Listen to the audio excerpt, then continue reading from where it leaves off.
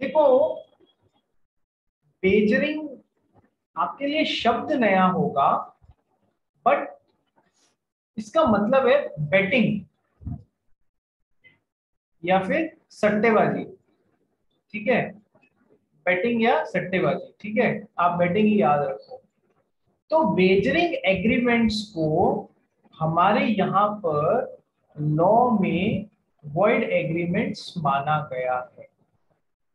नहीं तो पता पड़ेगा कि शिवम जैन पूरे दिन कुछ नहीं कर रहा है, बस आईपीएल में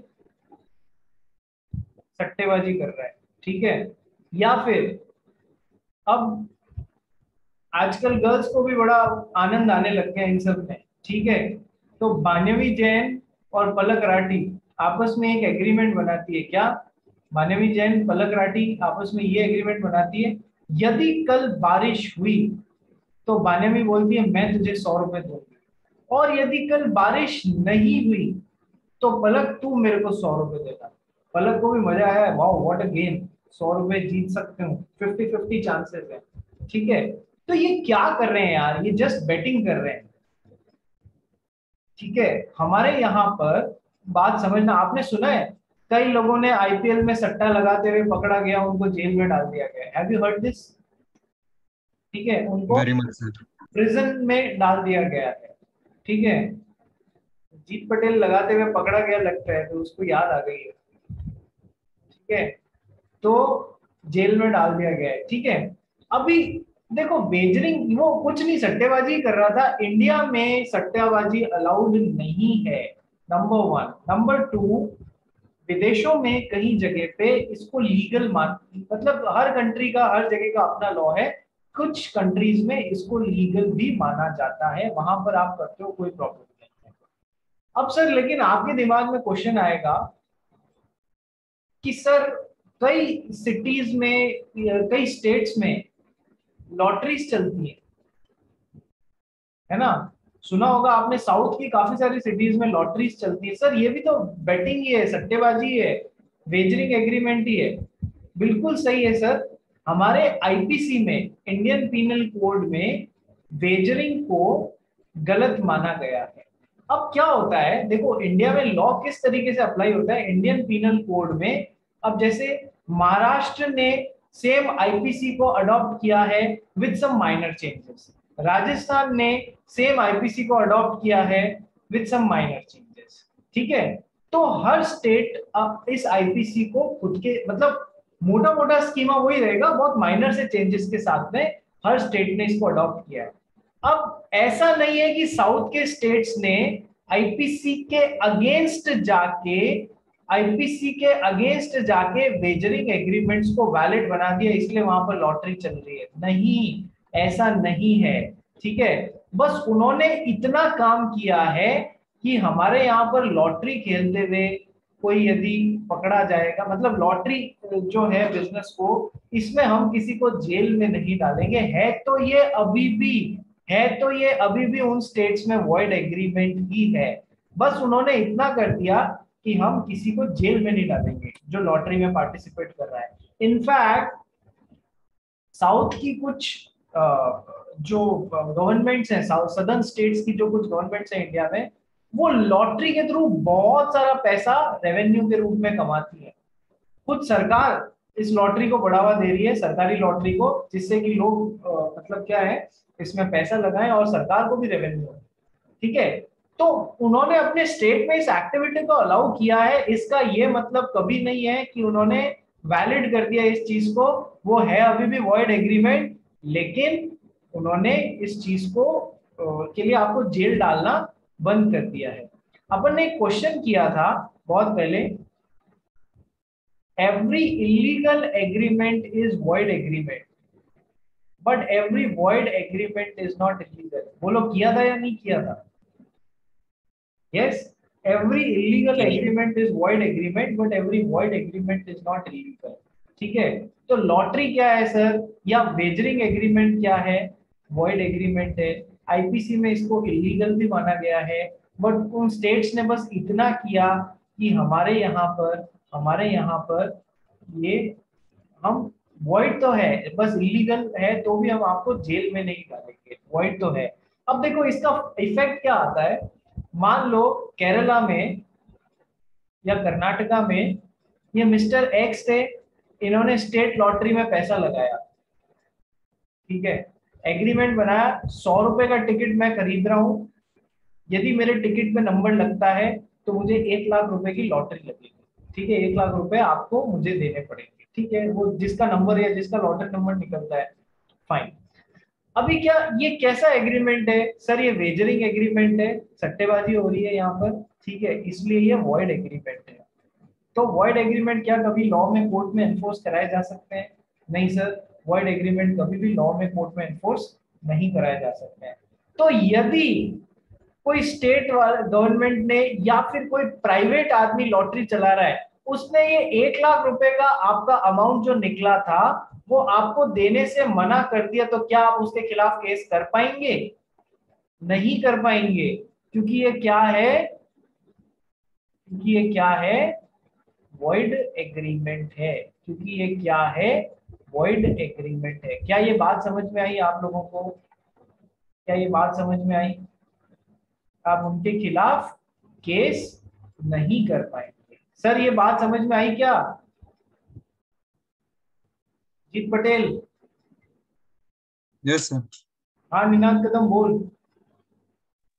सर एक ही एग्रीमेंट है, दो अलग रूल्स कैसे हो सकता है? वापस बोल बेटा, जोर से मेरी तरफ देख के बोल, आवाज मेरी तरफ आनी चाहिए। सर एक ही एग्रीमेंट पे दो अलग रूल्स कैसे हो सकते हैं? मैंने क्या कहा, अपन को तो ये मान के चलना है कि ये वॉइड एग्रीमेंट है, हर जगह है, हर स्टेट में है, बट हर स्टेट अपना मॉडल आईपीसी अडॉप्ट करता है। बात समझ में आ रही है? सेंटर ने बता दिया आईपीसी ये है, स्टेट ने उसको अडॉप्ट कर लिया। बात समझ में आई? उसमें माइनर से चेंजेस, वो चेंजेस का मतलब है कि ठीक है तूने एक सट्टेबाजी वाला काम कर दिया, राजस्थान में तेरे को पुलिस ने पकड़ के जेल में डाल दिया, लॉटरी खेलने के लिए भी लॉटरी तूने अरेंज किया, निनाद कदम ने एक लॉटरी हाउस चलाया, ठीक है, ये निनाद कदम ने साउथ में चलाया होता तो उसको जेल नहीं होती, लेकिन है तो ये दोनों जगह वॉइड एग्रीमेंट ही है या नहीं है? बता निनाद। अपन क्या पढ़ रहे हैं टॉपिक? वॉइड एग्रीमेंट पढ़ रहे हैं, ठीक है, बात समझ आ गई? जीत पटेल बोल। Sir there is an application called as Dream 11 जो वेजरिंग अग्रीमेंट्स के अंदर आता है क्या? बहुत अच्छा क्वेश्चन पूछा है। वो आजकल एक ऑनलाइन ऐप आने लग गया है ना, ऑनलाइन ऐप बहुत सारे, रमी या फिर ड्रीम 11, आप टीम बनाओ ये काम हम कर लेंगे, ठीक है, ऐसे करके जिसके एडवर्टीजमेंट्स आते हैं। तो डेविल कहाँ पर रहता है यार? Where is devil? Devil lies into the details, ठीक है, devil lies into the details.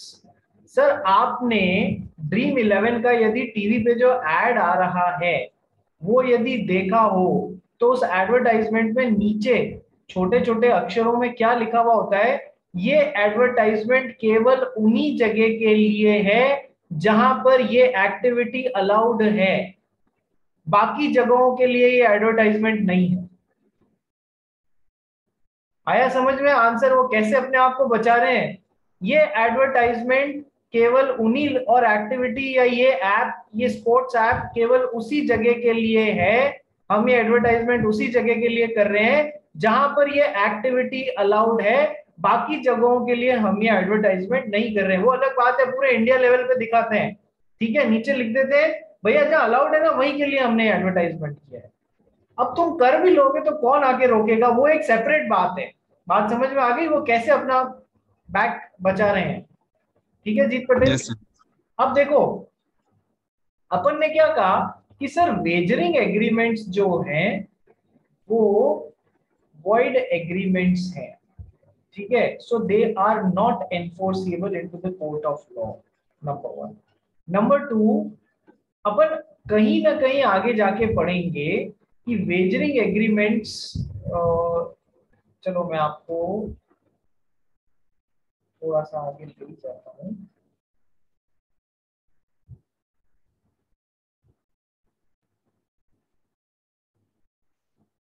एक मिनट, हाँ।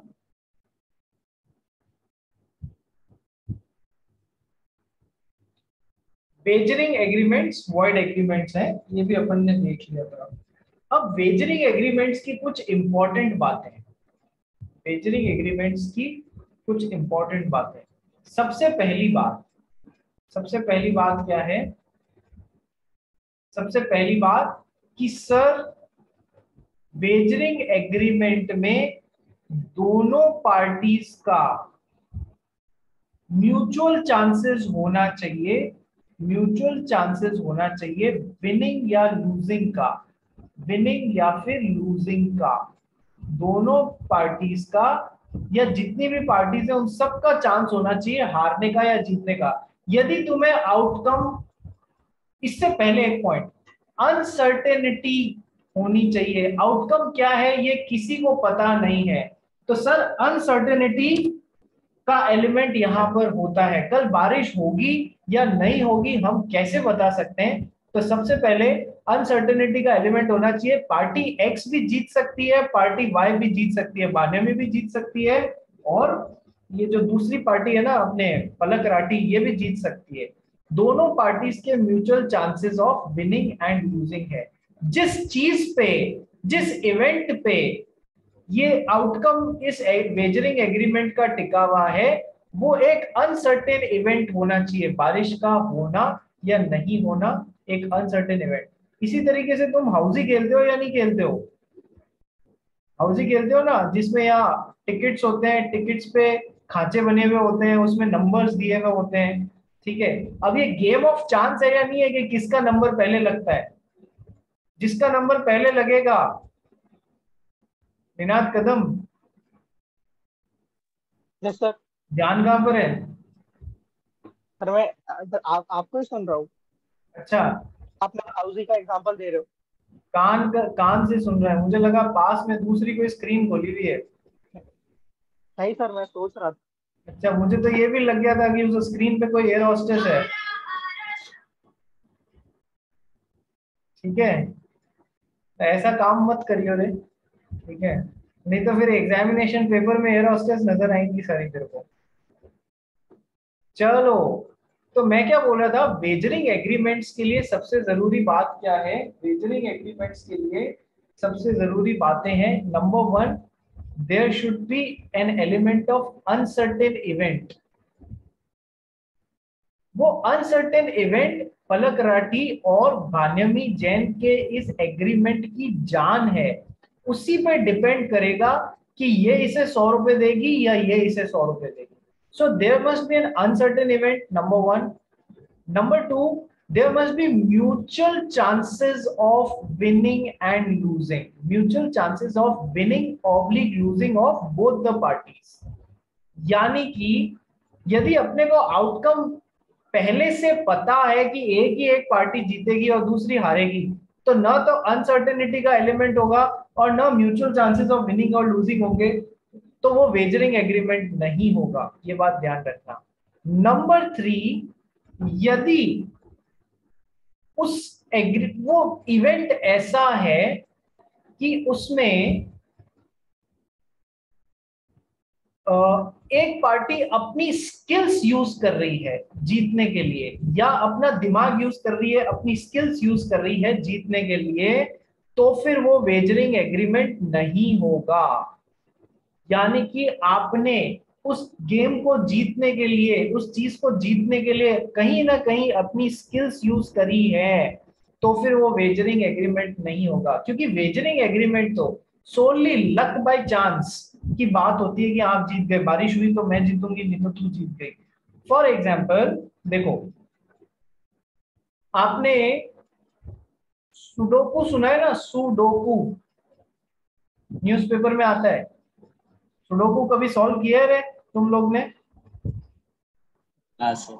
ठीक है, इसमें क्या करते हो, या फिर जो क्रॉसवर्ड पजल आता है, क्रॉसवर्ड पजल भी आता है ना जो न्यूज़पेपर में, उसको सॉल्व करते हो आप यदि सुडोकू को और क्रॉसवर्ड पजल को, तो क्या आप अपना दिमाग नहीं लगाते हो बेटा? यहाँ पर अपनी स्किल नहीं अप्लाई करते हो? बोलो। Yes, you are applying your skills. तो इसको सॉल्व करके यदि आपने कोई अमाउंट जीत लिया है, तो यहां पर आपकी स्किल भी अप्लाई हो रही है। वो वेजरिंग एग्रीमेंट नहीं होगा। बात समझ में आ गई? Yes. Yes sir. Ninad 1 minute में आया तेरे पास में, ठीक है। अब देखना, क्रॉसवर्ड पजल में भी 2 आंसर होते हैं। कैसे सर? मैं आपको बताता हूं। क्रॉसवर्ड पजल में 2 आंसर्स होते हैं। कैसे? देखो, एक तो क्रॉसवर्ड पजल है, ठीक है। ये हमारे शैली शाह ने उस क्रॉसवर्ड पजल को सॉल्व कर दिया। देखो, एक क्रॉसवर्ड पजल के मल्टीपल सॉल्यूशंस भी हो सकते हैं। एक क्रॉसवर्ड पजल के मल्टीपल सॉल्यूशंस भी हो सकते हैं। यहाँ पर 4 अक्षर का दूसरा कैरेक्टर फिट हो, दूसरा वर्ड फिट हो गया, वो भी सही होता है। यहाँ पर 5 कैरेक्टर का दूसरा फिट होता है, वो भी फिट हो जाता है। So crossword puzzles can have multiple solutions. ये बात आपको नहीं लग रही होगी, पर ऐसा होता है, ठीक है। अब एक न्यूज़पेपर के एडिटर ने क्या बोला कि यदि आप इस क्रॉसवर्ड पजल को सॉल्व करके भेजेंगे तो पहले 10 जनों को मैं 1000 रुपए का अमाउंट इनाम के तौर पे दूंगा। तो ये कोई वॉइड एग्रीमेंट नहीं हुआ, क्योंकि यहाँ पर क्या हो रहा है, आप अपनी स्किल अप्लाई कर रहे हैं, ठीक है। आपने अपनी स्किल अप्लाई की, इसको सॉल्व किया। नंबर 1, ये तो हो गया पहला एग्जाम्पल। नंबर 2, लेकिन उस न्यूज़पेपर के एडिटर ने ऐसा एक एग्जाम्पल ऐसा पब्लिश किया है कि जो भी इस क्रॉसवर्ड पजल को सॉल्व करेगा और जिसका आंसर मेरे आंसर से मैच हो गया, उसको मैं 1000 रुपीज का इनाम दूंगा। यानी कि यहां पर का अब क्या हो गया, स्किल थी या नहीं थी, इससे ज्यादा ये मैटर कर रहा है कि आपने जो आंसर निकाला वो एडिटर के आंसर से मैच हो रहा है। मैंने अभी कहा ना, मल्टीपल सॉल्यूशंस हो सकते हैं, तो मेरे सॉल्यूशन से जिसका आंसर मैच करेगा मैं उसी को इनाम दूंगा। तो यहां पर अब चांस की बात ज्यादा हो गई है, यहां पर चांस की बात ज्यादा हो गई है। तो ये डेफिनेटली वेजरिंग एग्रीमेंट की श्रेणी में आ जाएगा। एक नहीं है, दूसरा सेम क्रॉसवर्ड पजल है। क्या ये डिफरेंस समझ में आया आप लोगों को? Are you all getting this difference जो मैंने अभी समझाने की कोशिश की है? ठीक है, यस सर। एग्जामिनेशन में आपको इस चीज में घुमाने की पूरी कोशिश की जाएगी। निनाद कदम, सबसे पहले तेरा डाउट बोल। सर तो फिर ड्रीम इलेवन वेजिंग एग्रीमेंट में नहीं आएगा ना? मेरी तरफ देख के बोल। सर फिर ड्रीम इलेवन वेजिंग एग्रीमेंट में नहीं आएगा ना? ड्रीम 11 बिल्कुल वेजरिंग एग्रीमेंट ही होगा। सर बट टीम में तो ये स्किल यूज करती है ना। एक मिनट, मेरी बात पूरी सुनो। क्या आप वहां पर देखो, मैंने कभी खेला नहीं है, क्या आप वहां पर स्किल अप्लाई करते हैं अपनी? सर मैंने खेला है पर फ्री वाला खेला है। अरे मैं पूछ रहा हूँ, क्या आप टीम चुनने में अपनी स्किल लगाते हो क्या? Yes sir. तो if you are applying your skill, then it is not a wagering agreement. बात समझ में आ गई? ठीक है, पहला डाउट सॉल्व। हिमांशी, तेरा डाउट बोल। सर आपने जो सेकंड एग्जांपल दिया वो क्रॉसवर्ड पजल वाला, वो एडिटर के आंसर से मैच होना चाहिए, उसमें भी स्किल तो चाहिए रहेगा ना पजल सॉल्व करने के लिए। लेकिन यहाँ पर स्किल से ज्यादा, स्किल तो हजारों लोगों के पास में, यहाँ पर अब महत्व किस बात का बढ़ गया हिमांशी, कि किसका आंसर एडिटर के आंसर से मैच हो रहा है वो इनाम जीतेगा। यहाँ पर ज्यादा इफेक्ट किस चीज का आ गया, मुझे ये बता। स्किल तो 50 लोगों ने लगा ली, होगा तो वो सॉल्व नहीं कर पाएंगे, राइट? दैट इज फाइन, ठीक है। तो सॉल्व तो 50 लोगों ने कर लिया अपनी स्किल लगा के, लेकिन इनाम किसको मिल रहा है, ये किस बात पर डिपेंड करेगा कि किसका आंसर एडिटर के आंसर से मैच हो गया। ठीक है, यहां पर अब ये स्किल से ज्यादा इस बात पर डिपेंड कर रहा है। ये दोनों बात मैंने आपको समझाने की कोशिश की है। पहले में तो केवल स्किल से मैच हो रहा था, दूसरे में स्किल तो सबकी लग रही है, लेकिन हम वेजरिंग किस लिए हो जा रहा है, वो जिसका आंसर एडिटर के आंसर से मैच हो जाएगा उसको हम लोग इनाम देंगे। ठीक है, इसलिए ये वेजरिंग एग्रीमेंट हो रहा है, because it is a matter of chance. ठीक है, नेक्स्ट। हाँ भाई, किसने और हाथ खड़े किए हैं? बोलो जीत पटेल। सर अगर कोई भी प्रोडक्ट में ऐसा लिखा है if you purchase this product so you have a chances to win a scooter और एनी अदर गिफ्ट्स, तो वो भी वेजरिंग एग्रीमेंट होएगा क्या?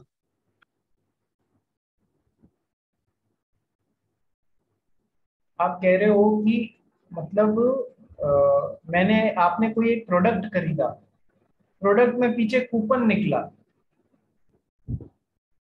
ठीक है।